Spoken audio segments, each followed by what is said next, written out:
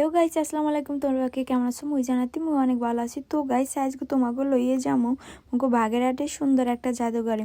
আর এই জাদুঘরে তোমরা অনেকেই হয়তো গেছো, আর যারা যাও নাই হেরা আজকে যাবো। আর যাওয়ার আগে অবশ্যই ভিডিওটা দেখে যাবা, কারণ যাইয়ে কি কি সমস্যা হইতে পারে আর কি কি দেখতে পাবা আর কি কি পাবা না সব রয়েছে এই ভিডিওতে।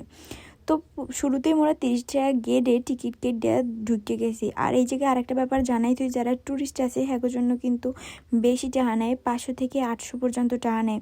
আর যারা স্থানীয়রা আছে তাদের জন্য যে 30 টাকা।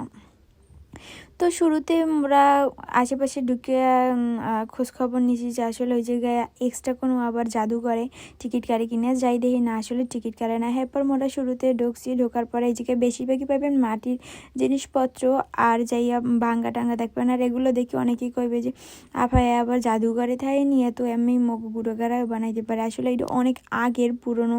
এই জায়গায় কারেন্ট আলেন, এই জন্য আমাকে ভালো মতো দেখাইতে পারতেছি না, কিন্তু এই জায়গায় আমরা পাইবেন আদিকালের যত মাটির জিনিসপত্র আছে বেশিরভাগই।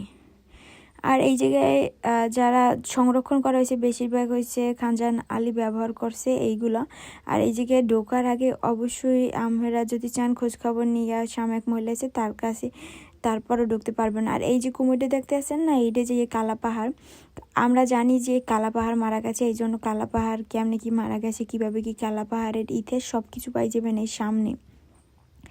তো কুমিরটা দেখতে অনেক সুন্দর লাগলে, কিন্তু এটা মাটির তৈরি। আর এই জায়গায় কেটে কেটে আইসেন এই জাদুঘরে অবশ্যই কই যাইয়েন। এই জায়গায় যত যা জিনিসপত্র সবই মাটির, কারণ আগের যুগে মানুষ মাটি ব্যবহার করতে বেশি হয়েছে, এই জন্য যাইয়ে মাটির জিনিসপত্র বেশি। সবাই ভালো থাকেন, আল্লাহ হাফেজ।